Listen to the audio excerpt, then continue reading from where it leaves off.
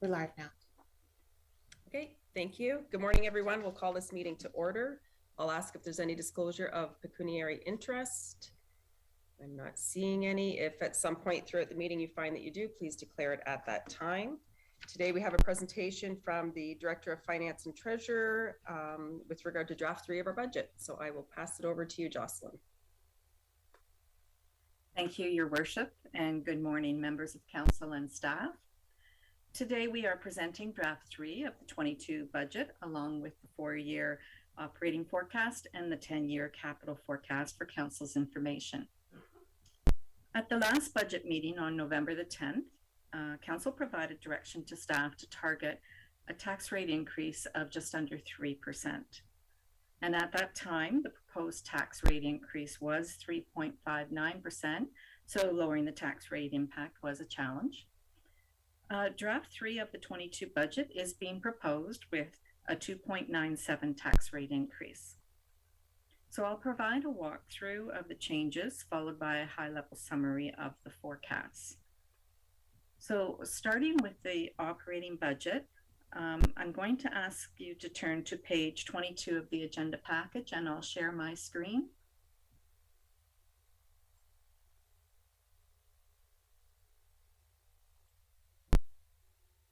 And could someone please confirm you can see on the screen right now? You can see it, Jocelyn. Thank you. Okay, so I'll just highlight the main changes here. So we added in the final year of the CityView software purchase costs, and this software is going to be used mainly by the bylaw department, building and planning departments. And so there was a few adjustments we increased for those costs.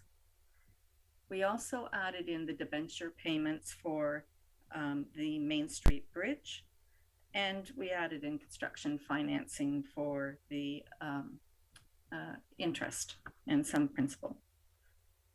We have water and wastewater revenues that we adjusted here to agree with our water study rate projections. And we adjusted a few carryovers, along with making some payroll adjustments and a couple of reductions of expenses. So in total, we went from $25,376,000 to with a decrease down to $25,360,000. So that's a decrease of $16,000 in taxation. So are there any questions on this particular schedule? Okay, questions for Jocelyn? Councillor Belanger? Thank you, Your Worship. Yes, Jocelyn, just to confirm on the interest and transfer reserves on the debentures for the Main Street Bridge, did the amount we're borrowing in both those, in that case on the Main Street Bridge, that stayed consistent? We just there was an interest adjustment, or? Thank you. Through Your Worship, the amount that we borrowed was $3 million on the Main Street Bridge, and that's consistent with the amount that we had applied for. And there are still a few adjustments that'll come in draft 4 to these numbers as we finalize the cash management projections. So we'll see a few more changes here, but we had used our reserves last year and a little bit this year to cover the Main Street Bridge expenses as they went out over the last 2 years, and now we're going to receive the loan proceeds, and we'll start to use some of those loan proceeds to cover some of these interest payments and debenture payments. Okay, thank you. You're welcome. So I'll continue then with the next schedule. Sorry, I couldn't get off mute. Yeah, if there's no other questions, please go ahead. Thank you.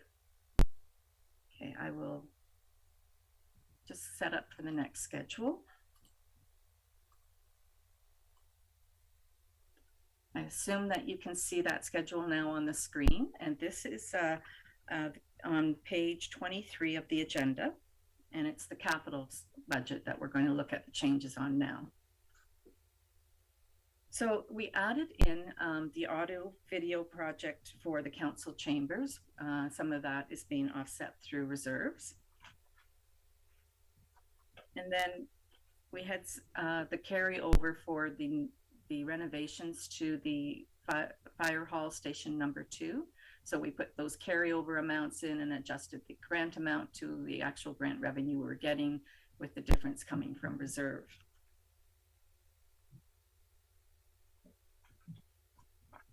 Now, for the Twin Pad Arena and the new library, we've adjusted these numbers to reflect the general contractor's construction schedule. So those are just adjustments between years. Under Public Works, we brought in the revenue for the specialized transit bus and carried over one of the regular buses. We also adjusted the funding streams for the Beach Drive project, and along with the wastewater project cost estimates, we made some changes in here for various estimates, same with the storm drainage projects. So these are all just revised estimates and adjusted carryovers, and then we removed an expense that was no longer required. So the change in the capital program, we went from $2,944,000 in taxation support to $2,792,000, and this is a total reduction of $150,000. So are there any questions on this schedule? Okay, questions for Jocelyn?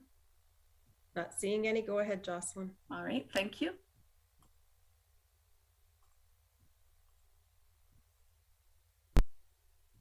Okay, so this next schedule that I'm going to review is on page 27 of the agenda. And this is the summary of the tax rate. And the chart shows, first of all, it shows you the total operating and capital that is tax supported for the 22 budget. As well, it shows you the assessment base that we have in for 2022. And these figures are used to calculate the total tax rate. And the 22 operating budget was $45 million with tax supported funding of $25,360,000. And the capital budget is at $57 million with tax supported funding of $2,792,000. So the tax supported 22 budget results in a tax rate increase for the municipal portion of the tax bill of 2.97%. And this table also shows the forecasted tax impact for the years 23 to 26. And the municipal tax rate percentage change for these years is forecasted at 5.7%, 2.73, 2.54, and 2.50. The 2023 tax rate is considerably higher than usual, and this is because of the freezing of the tax assessment being projected. At this time, it appears that the 2023 phase in the assessment base will still be frozen. So if this assessment was not frozen, then this tax rate here would be approximately 3.5%. So these rates are based on the forecasted increase in tax supported operating and capital programs, the different years that are forecasted, and the different changes in the assessment for each of the years. And our assessment generally would increase about 4% each year, but with the freezing of the assessment increases for the phase-in, you can see we only have 3.1% in 2023, and that's with a little extra forecasted for some additional assessment we expect will come through. However, that could be as low as 2% as well. So are there any questions on this chart? Okay, Councillor Foster. Sure, thank you. Going back to that chart briefly, with the freezing of the assessment, I get why the numbers are going to be higher. However, should next year or some year in the future that they go back to kind of doing the assessments and allowing the increase to go year over year, will there be do you anticipate a catch-up period, or is there always going to be a lag of a year or two before the assessment gets reflected in the assessment, the total assessment of the town? And so, in other words, it'll lower the rate going forward. Is there a lag? And if so, how long would it be? Through your worship, that's a difficult question to answer. We're really uncertain. We don't have any information at all with regards to how they will go back to the phase-in, when they'll go back to the phase-in. Will they just roll out the 2020 CBA and just continue on, and we'll have just lost those couple of years? Or we really don't know exactly how that phase-in will be incorporated into the assessment. So it is an unknown. I'm expecting they'll just begin in 2024 with normal phase-in, and whether or not they'll even take that 4-year window and increase it in and spread it out over 2 years, I'm not even certain of that. So there's a lot of unknowns with regards to that assessment. Okay, Deputy Mayor Bray. Thank you. I think we understand why the province froze assessment. However, the impact on municipalities really isn't fair. It's provincial downloading at its almost most hidden, because it will impact us for years to come, and there's absolutely nothing we can do about it. So I'm just wondering if AMO is working on this, file. It doesn't affect us. It affects 444 municipalities. I'm wondering if perhaps the mayor or the CEO could send a letter to whomever. Can this become an election issue? Because provincial downloading is something we all have to live with. When they give us a little bit here and they call it a COVID grant, and they give us a little bit there and they call it an arena grant, but they're taking away our prime source of revenue. And it just seems a little unfair from a naive point of view. So it's kind of like a hidden tax, and I just think we need to at least make it a not so hidden tax. Yeah, good point, and I'm happy to work with the CAO and send something. I'm sure George is writing it down. We'll get that done, so good points. And actually, George, I think you had your card up next, Mr. CAO. Thank you, Worship. I was just wondering if Jocelyn could comment with respect to the impact process of entering new assessment into the role. As we discussed a couple of meetings back, there's been a bit of a lag because of COVID, and certainly fast-growing municipalities like Wasaga Beach, who potentially had about 150 or so new residential units come on stream as of October or beginning of November. With a lag in terms of getting that new assessment onto the roll, that impacts us as well. So I was just wondering if the treasurer could comment on that. Thank you. Jocelyn? Thank you, your worship. So we have seen that there is a backlog in how the processing happens at MPAC side. They do have to do their inspections and create their assessment values, and they do have inspectors that have to serve more than just the town of Wasaga Beach. So they have to be able to process all of their backlog. We are looking at we're going to be meeting with MPAC and trying to review with them, are there any things that we can do that would help their inspection process? But until they are able to be closer and have a reduced backlog, yes, some of the assessment will lag behind. We do eventually get it, but it does lag behind and create a bigger challenge, especially when phase-in is not there. When phase-in is there, it wasn't such a primary issue, but now it becomes quite highlighted in the absence of the normal phase-in values. Okay, thank you. Councillor Watson.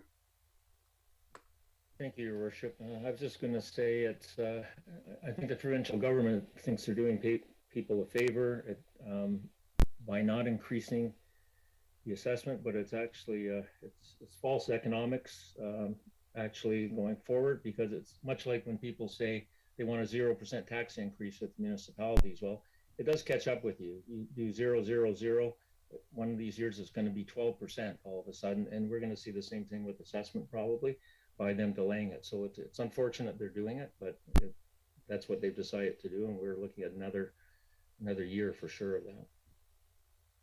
Thank you. Councillor Kinney? Thank you, Your Worship, and I'll just agree with every councillor that spoke so far on that topic. I feel that the province, as Councillor Watson said, they're trying to do something good, but it's not working out the way it should have. And I would be in support of a letter from yourself, Your Worship, and our CAO to AMO to maybe kickstart the thought process of getting things back to normal again. Thank you, Your Worship. Thank you. Councillor Belanger? Thank you, Your Worship.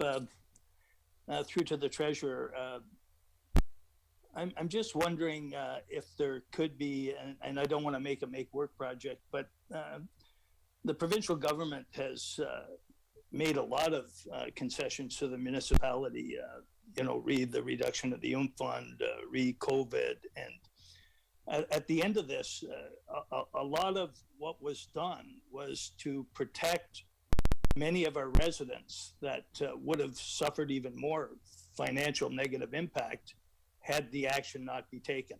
I agree in the complexity, and it's unfortunate that many people that could still be in a position to afford the normal increases were given the same benefit. But I don't think we can lose sight of the fact that many residents in our community had positive impact from the action that was taken, and we can't predict what actions the government will take in the future to continue to ensure that the hardships on many of our residents are not too extensive. So I just think we're being maybe a little too hard on the government. After all, we're here to govern all of our residents, and many of our residents needed a level of financial support through COVID. And often it was those that have the lowest family incomes that were impacted the worst. They're the ones that their jobs disappeared. And so I just believe it would be nice to do a number, because I believe that a lot of the support we got from provincial wasn't just little bits of support. I believe that probably what we lost in impact assessment was made up, at least to a great extent, by provincial support that came our way. So, and again, we can't predict the future, but the most important thing is that we need to take care of our residents, and many of them, again, would have been in an even more difficult situation. Thank you. Well, and I think we'd all agree that we're here to work in the best interest of our residents. So that's certainly not an issue.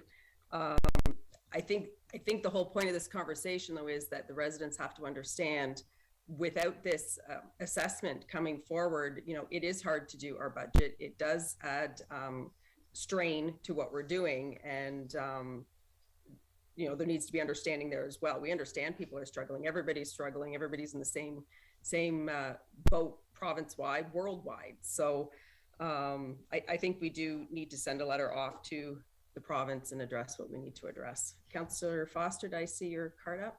Yeah, Your Worship. Just a point on Councillor Belanger.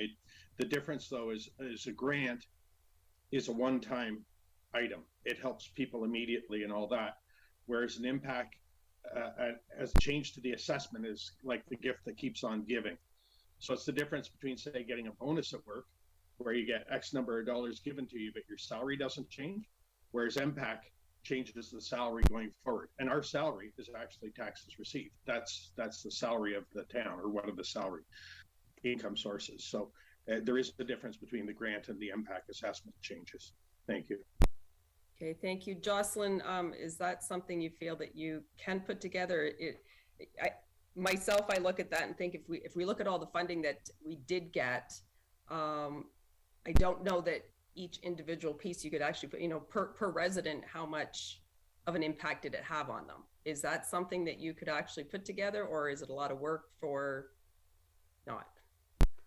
I'd like to say let's have a look at that and see if we can come up with something fairly simple and straightforward that would be valuable information to have. So I've made a note of that, and we'll see what we can do to come forward with something. Okay, thank you. Mr. CAO. Thank you, Your Worship. I think what the treasurer has commented, I think that she could certainly put together on the positive side in terms of the COVID grants and what we received, and that would be one side of it. But on the other side, as members of council are aware, the town continues to see a reduction in the Ontario Municipal Partnership Fund grant, or the UMF grant. So on the one side, you may have an increase, but on the other side, you have a decrease. So I think when you're looking at that, I think it's important to have both sides of that equation so that you have a true understanding of what that impact is. Thank you. Yeah, totally agree. And some of the grants were for, screens between desks and things like that, if COVID didn't exist, we wouldn't have had to do. And I don't know if that's a direct savings to our residents or not. But anyways, Jocelyn, you've heard the discussion, so you can hopefully put something together on that. Is there any other questions on this portion of the presentation? Okay, I'll pass it back to you, Jocelyn.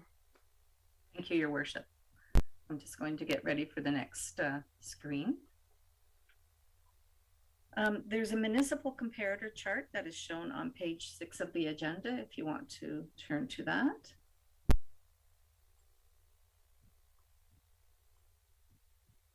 Which I have up on my screen now. And I believe that you can see that chart somewhat here. And this shows the 22 tax rate for the town as compared with the 21 tax rates of similar urban municipalities that are comparable. And in here, you can see that generally we sit around the midpoint or towards the lower end of the range of municipalities. And we continue in that with the tax rate proposed for 22. And for a residential home that's assessed at $450,000 in 22, which is considerably higher than the average home assessment value that MPAC provides us which is around $320,000. The municipal portion of the tax increase, I'll just move this over a little bit. The municipal portion of the tax increase will be about $77.16 for the year. And then the county has also increased their tax rate by 2%. So that will add another $24.62.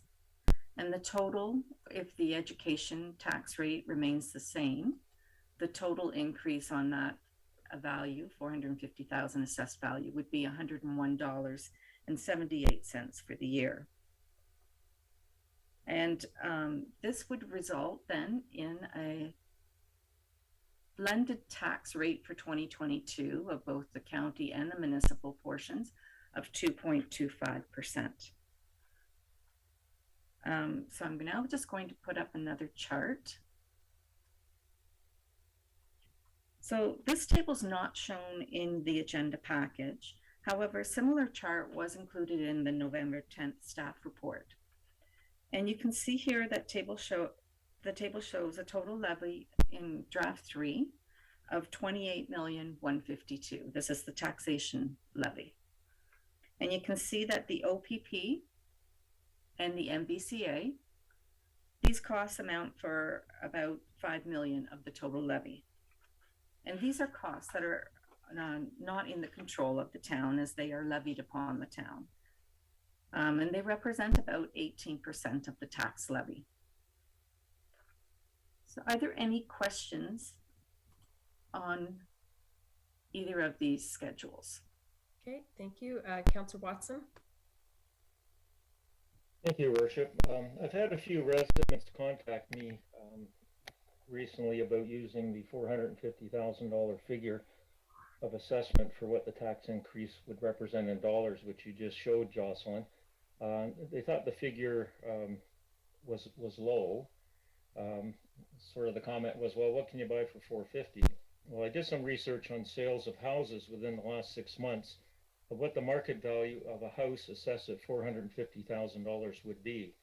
I chose 3 random sales of houses with assessed values close to the $450,000 mark, And these properties all sold between $1 and $1.2 million in actual market value, actual sales of property. So in other words, the assessed value generally equates to about 40 to 45% of actual sale value of properties. So the 450 actually represents $1 million properties in this community. So so that figure makes sense, and MPAC has supplied that to us based on that. So thank you. Thank you, Councillor Watson. Councillor Belanger. Thank you, Your Worship. Just on Councillor Watson's comment, would also say that when MPAC catches up, as most of us will see our property tax double in the future. But the comment I wanted to make is on the comparative, and I've mentioned this at a number of council meetings. I think it's also important that we add to that chart the average age of our residents compared to the province and the average family income. Now, I know the last census was done recently, and I fully expect that things are going to improve, that the people moving into our community are probably much more financially affluent than what the general population in the last census data were using. But the last census indicated that the average family income in Wasaga Beach was 18% below the provincial average. And if you take that forward to Collingwood, if we were to have that comparative, you would see that historically there's a reason why taxation was lower in Wasaga Beach, and it was directly related to people's ability to pay. And I think how robust our amenities and services also reflect that. But I believe that's an important comparative that needs to be added to that chart. Thank you. Councillor Watson. Thank you, Worship. 2 points there. In my 15 years on council, I have never, ever heard it discussed that we do taxes based on people's income in the community. That has never happened, so I challenge that assertion. And I also would like Councillor Belanger to explain what evidence he has that our taxes will double when the new assessment comes in. Do you have any research on this or anything to tell you that? Any evidence? Councillor Belanger. I did not say that our taxes would double. I said when MPAC catches up to the true value of our homes, the taxation will be assessed on $1 million, not $450. And if you do the assessment right now on $1 million home versus a $450,000 home, I think you'll see the property tax is significantly higher. That's the only point I made. It might take 10 years to catch up. I don't know what MPAC's going to do, but eventually MPAC will increase the value to the market value of homes.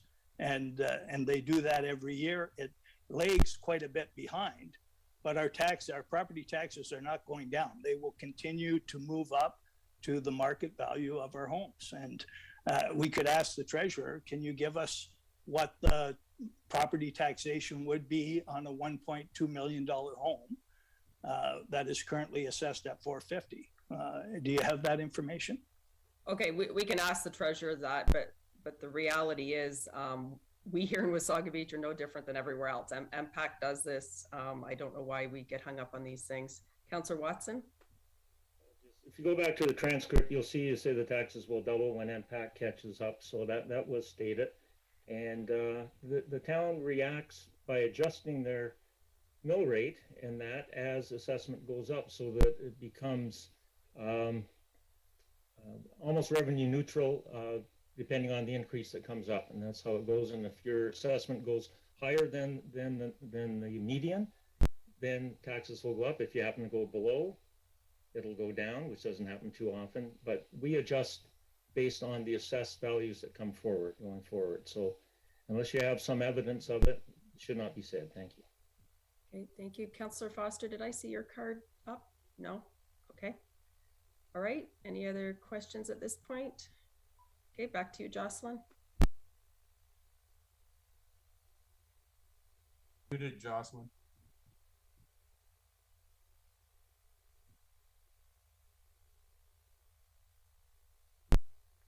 Jocelyn, you're muted. We can't hear you. Thank you. I wasn't sure what had been said there. Okay, so the next screen that I'm going to show is the reserve schedule. So that you'll find on page 32 of the agenda. So I'll just share my screen.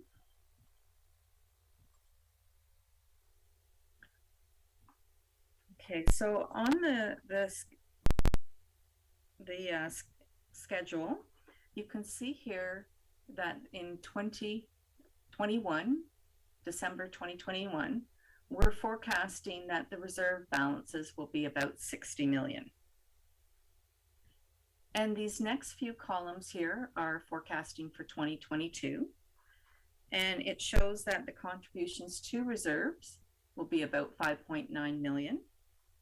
And the withdrawals from the reserves will be about 32 million.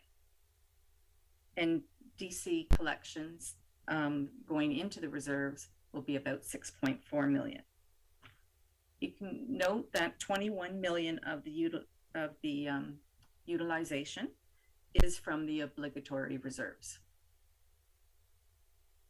These are deferred revenues, funds received for a specific purpose that are put aside in a reserve until such time as the town is completing the works that the funds were meant for. So the Library Development Charge Fund is using $5 million, and the funds collected from development charges are specifically allocated to services and cannot be used for any other purpose. The ending balance for the library fund is negative 4.8 million. So we'll be borrowing from that reserve. And we have been collecting DCs over the past years and saving them for use when a new library was built. It is the same for the other service categories for obligatory reserves.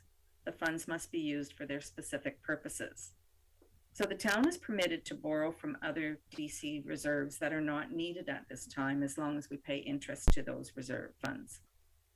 And the reason this is needed is because of the formula that is used in the Development Charges Act, that when we do a study, we look backwards at the past 10 years spending to see what the fee will be for the next 5 years of development charge collections. So we haven't built a library over the past 10 years. And so the reserve fund is low at this time. But once the library is built, in the next DC study in 2025, the library costs will come into that study charge, and those DC collections will go higher for the library service at that time. And it's also important to know that these DC obligatory reserves are not accumulated from the taxpayers. They are paid for by new development being done in the town. So when we are using these funds, we are not using the reserves that have been contributed to by taxpayers. We are using the funds that developers have contributed to towards future growth. So the development charges are collected based on the premise that new growth will put in new service demands on the town, and therefore new growth must pay for the new services that will be needed. So as we build a new library to serve a larger population, the new developments will contribute to the library service development charge to help pay for it. Are there any questions on this schedule? Councillor Foster? Thank you, Your Worship. And I think this is probably the most important things we're going to see. And one of the most important things that's going to be completely misquoted of this meeting. So I want to be crystal clear, or guess the treasurer perhaps to be crystal clear. She said, I don't know, maybe her third or fourth sentence, funds were put into reserves for the specific items, something along those lines. So in other words, funds were put into reserves for the library or a fire hall or an arena or roads, specifically for that use. So they cannot be used to lower tax rates, like just say here, we're going to. So like, I want to be 100% clear. This has been misquoted so many times that people are saying, oh, we have 60 whatever million dollars in reserves. We should get a prize for that. We don't. They're put in specifically to build a library. Growth pays for growth, whether it's a library, arena, a bridge reno, whatever. This is absolutely to people. And it's the most misquoted thing. I've been going on for this for months. So I don't really or care what's in social media, but I'd like the treasurer just to make sure I read that, or I heard that right, that the dedicated reserves, or whatever the proper term is, are to be used only for. Is that more or less correct? Sorry, you broke up in the end there, but I think I'm glad that you did bring this up. And it's not just social media. There's a lot of whispering going out there, putting fear into people that this council's draining the reserves. So I think this is a really important point. So Jocelyn, if you could speak to it as the councillors asked. Thank you, Your Worship, and to Councillor Foster. Absolutely correct. And one of the reasons that this, I think, is poorly labeled is the fact that they are even referred to as reserves. They're really deferred revenues. These are funds that are collected under the Development Charges Act. The Act states very specifically that the town determines what they're raising the development charges for. When we collect those development charges, there's specific amounts that go to each item, such as roads, library, indoor recreation. All of these line items are specified for the dollar amount that is put into the deferred revenues. And it's monies that you're receiving in advance of spending on the projects at some times, and other times it's an account where you're going to be collecting the development charges a little bit in arrears, like their library, where you haven't built it yet. So those development charges will be added to those deferred revenues over time. So it's absolutely important for everyone to understand that we cannot move these funds around. You cannot take library development charge services and use them for roads. You can't use them for any purpose but what they were collected for.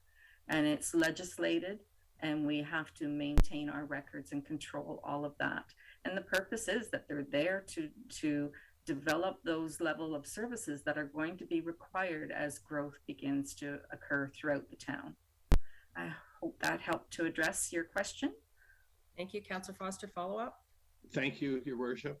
And again, thank you for the clarity. And again, I know it's going to be destroyed somewhere, but the other part, though, is that there is, again, people whispering, speculating that somehow people who've already paid the charge, they've already kind of done their contribution. It's not like they're going back and getting it a second time. So, you know, and charges, I think George Watson will probably correct me. I think they came in 2003 now, could have been 4. But I mean, everyone who's paid for that has paid for an expansion of an arena or a library or a bridge already. So these new houses, 157 or whatever that George Vadamancourt pointed out, were coming on stream at some point. It's their turn to pay their little share of it. I'm not trying to downplay that the charges are significant, like development charges are little. I don't mean to imply that.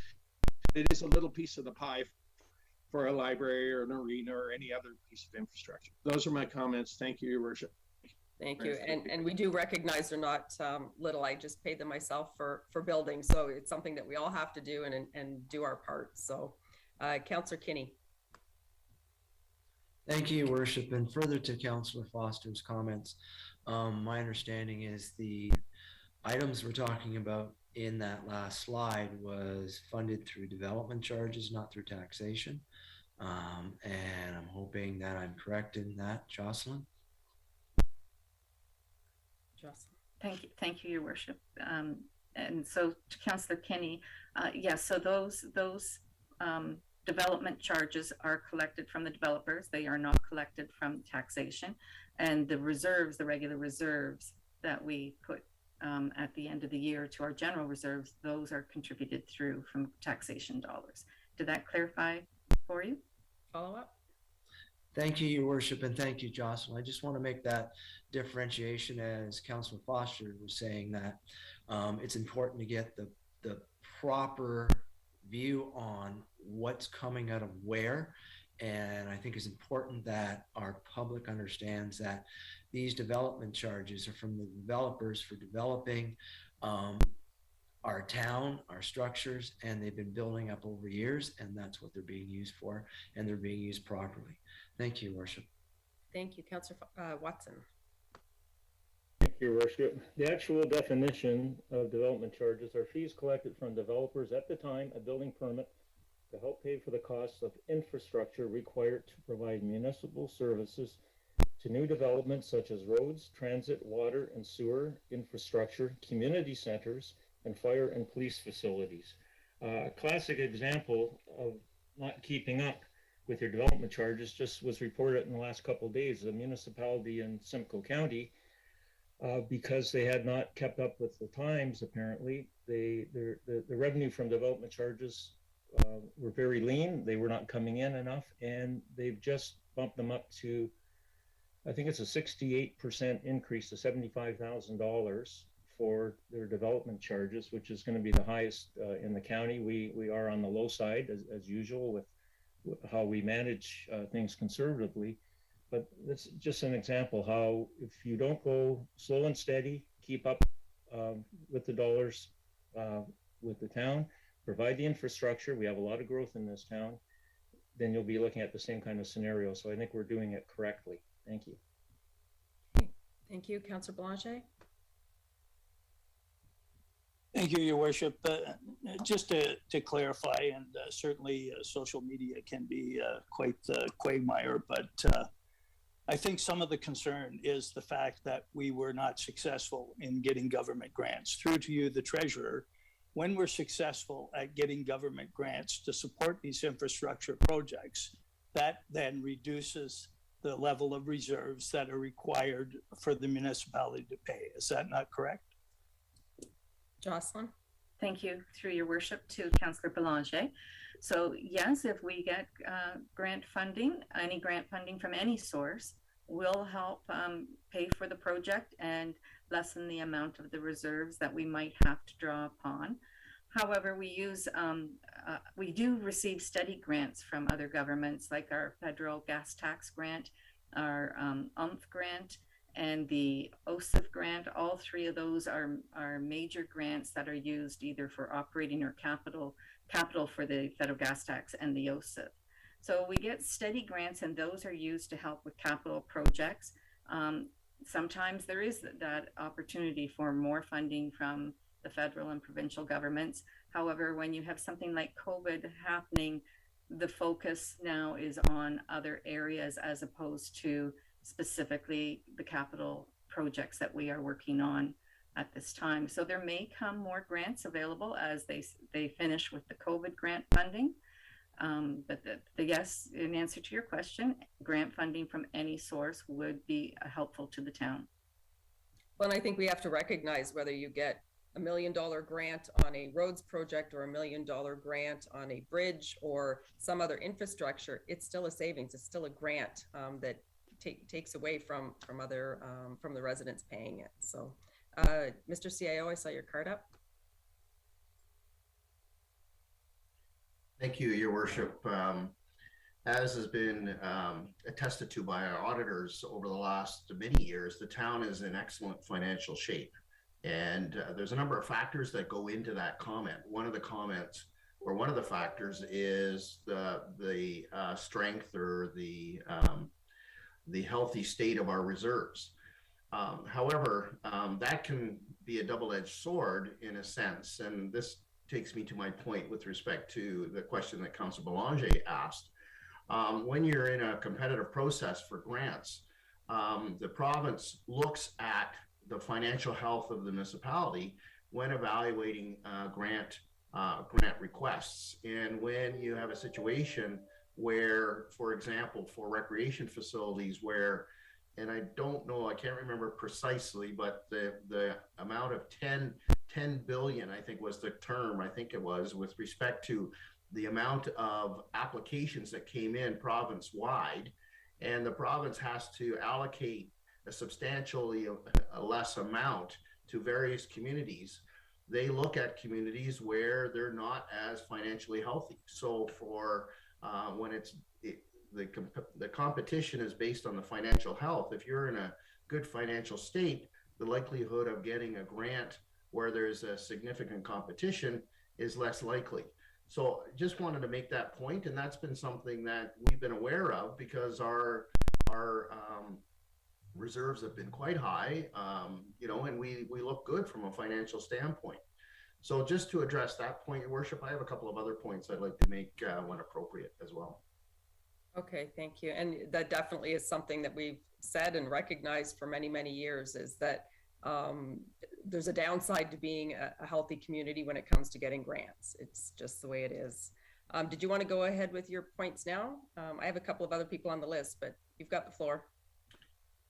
Okay, thank you, Your Worship. So just a couple of other points with respect to the reserves and the reserves, use of reserves as part of a normal municipal financing strategy. So you use reserves, you use taxation, and in some cases for big projects, you use debt. And as the Treasurer outlined, the use of development charge reserves is like deferred revenue. And you bring those in when the project is required.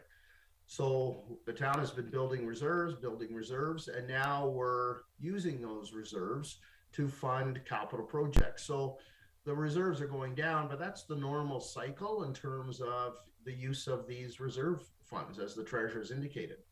Now, going forward, you start to build them again. They're tied to your asset management plan, your capital forecast. You build them up again. And then when the project is undertaken, then the reserve goes down. So it's a cycle of use, build through, and it's part of a normal financing approach for major capital projects. That was the other point I wanted to make, Your Worship. Thank you. Okay, thank you. Councillor Watson. Thank you, Your Worship. Yes, it's such a false narrative out there about, stop building this facility for the town because we didn't get some grant money. Well, you know what? You can put it off for 2 years, 3 years, 4 years. With inflation running at 5%, it may go down a little bit. Then you're just delaying the inevitable. The costs are going. If we had to build this arena and library 10 years ago, it may have been 2/3 of the cost at that time. We're building it now, and it's pretty ridiculous that you're going to stop a project because you didn't get a grant on it. It just doesn't make any sense whatsoever. Thank you. Councillor Foster. Yeah, Your Worship, 2 points to build on perhaps what either of the Georges said is there's a term from my past life about talking about economic outpatient care. And so really what happens is if you look at a family, if you're providing, helping your kids out, it's the kid who's struggling the most that you tend to throw more money, throw more outpatient care at. So fortunately, we've got a healthy bottom line. The other thing, when we talk about grants, and again, I had asked about this probably 2 months ago, is that grant opportunities come all the time, whether it's directly for an arena or, like you said, funding for COVID or funding for buses or whatever. There's constant stream of it. We are also coming into a provincial election cycle. So there is a chance that the government, other than putting whatever $1 billion into a highway somewhere, will be spending money like a sailor on shore leave, trying to grease the wheel, if you will. That's not uncommon. And then we've got a plan that a financial plan and an asset management plan that have been built for years. This council didn't invent it, nor did the previous one or the one before that. Our staff have been running this as an ongoing thing for years and years. And so it's not a matter of us throwing a dart and saying, let's do it today. This is a plan that's developed for 20 years. So we have to do it. And then, to say we're going to wait, as George Watson said, we're going to wait for the government to come up with some money. Well, actually, to quote Councillor Belanger from earlier today, he said, we can't predict what future governments will do. So to sit there and say we got to wait until funding will come, well, we can't predict. We don't know necessarily who will be in government next time or what their mandate will be, both provincially and federally, and even municipally. So, you know what? We've got a plan that we're starting to execute. It's financially solid, and again, I appreciate the amount of work that staff have done and this council and previous council and the one before and the one before to make this a viable situation. So just wanted to make that comment. Thank you. Thank you. I don't see any other cards, so back to you, Jocelyn. Thank you, Your Worship. I have concluded now the schedules that I was going to review. So that would be completed for our budget session today. Okay, Councillor Belanger. Yes, through you, Your Worship, if the treasurer could put up the capital forecast for the next number of years. I have a number of questions related to that. Jocelyn. Thank you. I just have to bring that up. Just give me a moment, please.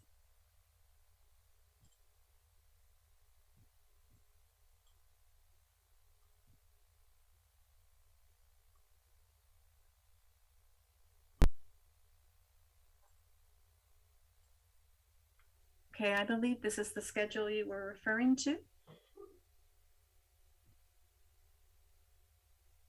Councillor Belanger. That's the forecast for taxation. I want the forecast for capital projects. I believe it's the second last one in your. Was it part of your slides or your presentation today? Yes, Jocelyn? she had it up earlier. No, that's.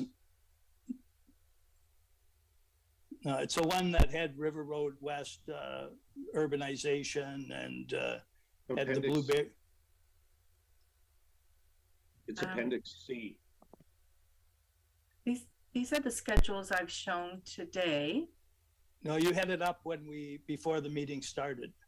All right, one moment and I'll just. Okay, so it wasn't part of the presentation. It was just something while you were pulling these other ones up. It was on the agenda, but. There it is. Yeah, that's it.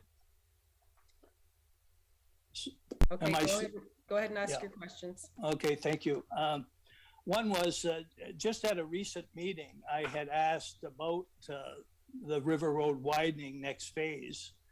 And it was indicated that there was almost $1 million this year for utility relocation and almost $1 million last year. It was indicated that we were a year behind, but that the actual urbanization was scheduled to start then in 2023.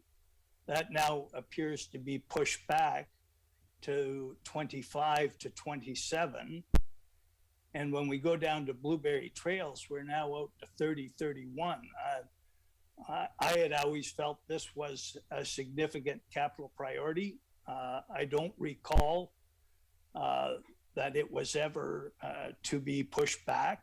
I don't believe there's been any discussion on council about it.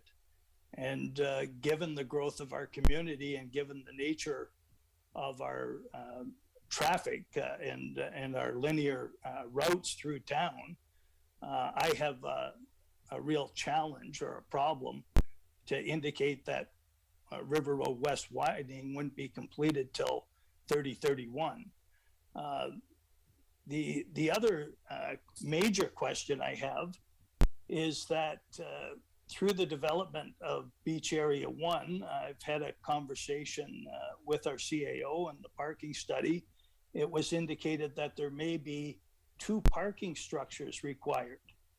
Now, when we start to put shovels in the ground, we're going to be disturbing quite a bit of parking, and over the next 5 years, not only eliminating a significant amount of surface parking, but we'll also be creating residents that need parking versus tourists.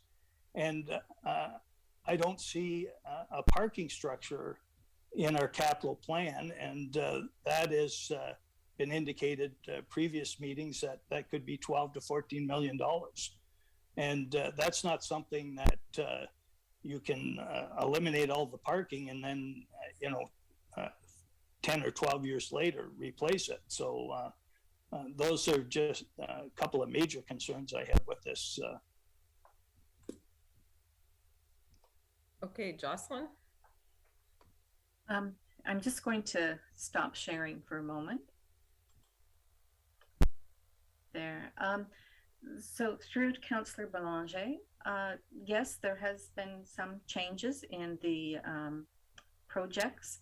The timing of the projects, they can't all happen at the same time, so they are placed in where they fit best from a planning perspective from Public Works and the priorities as directed by council. So the Beach Drive construction has a fair bit of work involved with it. So it has taken the earlier time slot, and some of the other projects come follow those major works, because we can't undertake all of these major works all at the same time.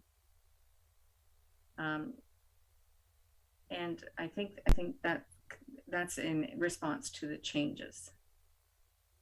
I don't think there was any other part unless there's another question. So staff during their review of these, the Public Works Director would have looked at the projects and what needed to take priority over others in the sequence of the years. This is the same process we do every year. Correct? That is correct. We do that process every year. It's the CAO and Director of Public Works, along with, we look at our forecasting and where we can fit everything in. So it's a group review of what is needed and where these projects are appropriately placed in the forecast.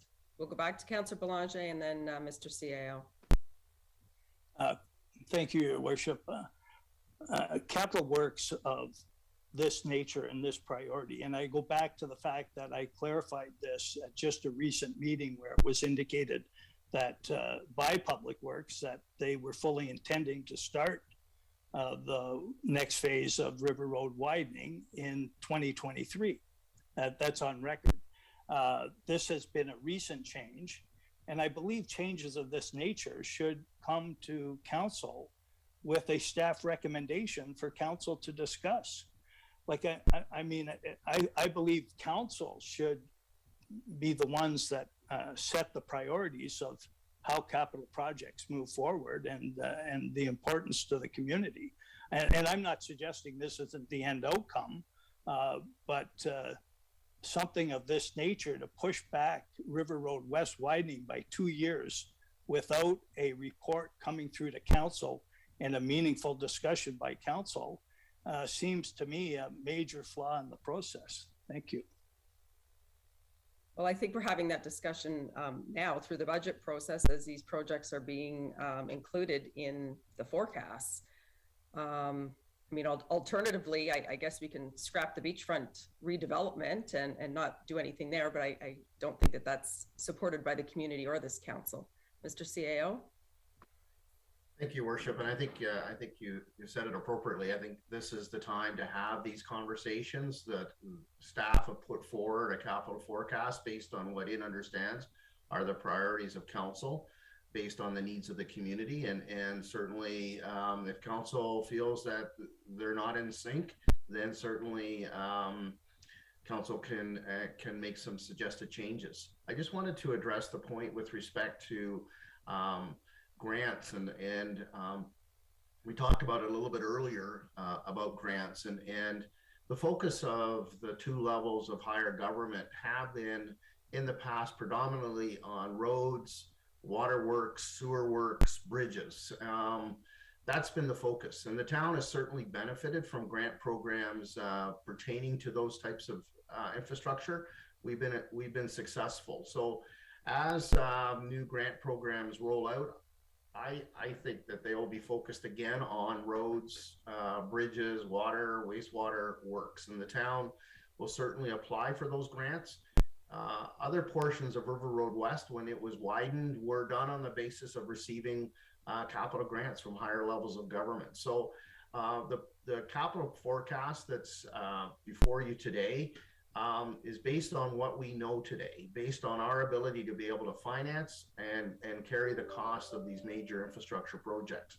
When grants come available, we make council aware, and there may be adjustments to this program. But at this point, we are not aware that about these grants, and we'll just have to wait and see to see what happens. But there is flexibility to allow for some of these projects to move forward if grants become available. And there's a notation at the bottom of that Appendix C that makes reference to that opportunity. Thank you, Worship. Thank you for that clarification. And that has been the process for years now, is we get these things shovel ready and be ready for any grants that come forward. Deputy Mayor Bray. Thank you. The CAO certainly mentioned most of my points. My recollection of the conversation or the discussion when we talked about the widening of River Road was that this year and next year we're doing the pre-work so that we are shovel ready and that we are then also ready to apply for any grant. So this is a forecast. Whether we spend the money in 2023, 24, 25, that will be determined by the budget process of that year, not today. It's a forecast. That whole 10-year forecast is, these are things that are coming. And the council of the day, when they're approving their 2023 budget, will be able to, move that around or hopefully get some grants if they're available. So those were kind of my thoughts on the discussions that took place so far. I don't think we were consciously delaying it. We were just saying right now, we're paying the full pop. It's in the forecast for the next 10 years. And when we talk next year's budget, we'll talk about it. That's right. And there's no chance of grants if we're not shovel ready. That work has to be done. Councillor Belanger. Thank you, Your Worship. I just wonder if either the CAO or the Director of Public Works could comment on the requirement of a parking structure before 2031, as it's currently, it was discussed in the parking study. It's not on our 10-year forecast. So I'm. Mr. CAO, did you want to? So thank you, Your Worship. With respect to the parking structure, Slate is working through its requirements with respect to parking down at the beachfront in terms of its multiple phases. As council is aware, there's 5 phases of development. Establishing a parking structure is a possibility, but nothing has been defined as yet. I think there is likelihood, personally speaking, I think there's likelihood of a parking structure just from an efficient use of land, but any final determinations have not been made.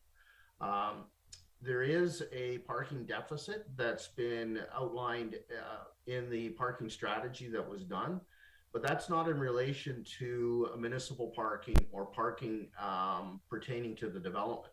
The parking deficit pertains to the provincial parklands.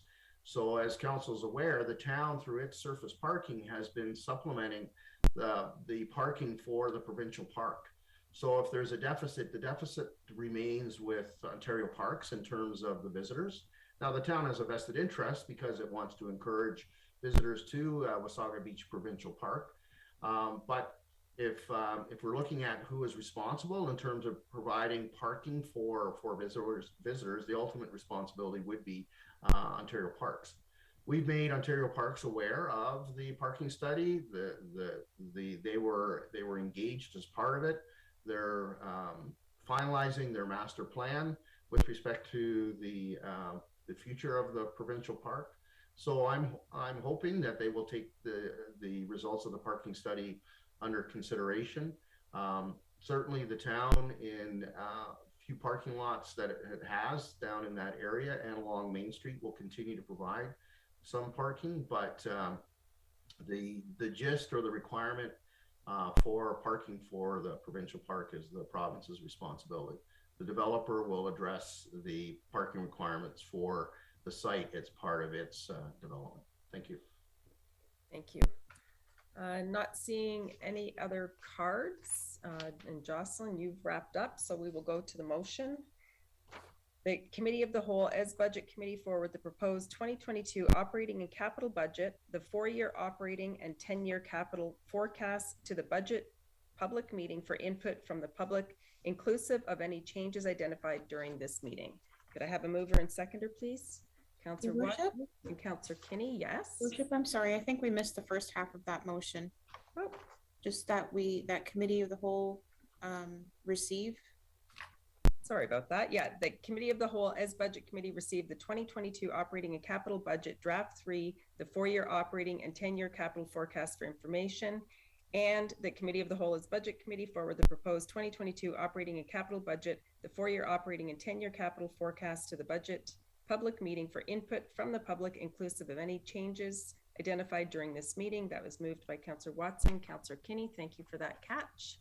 And I will ask all those in favor. And those opposed?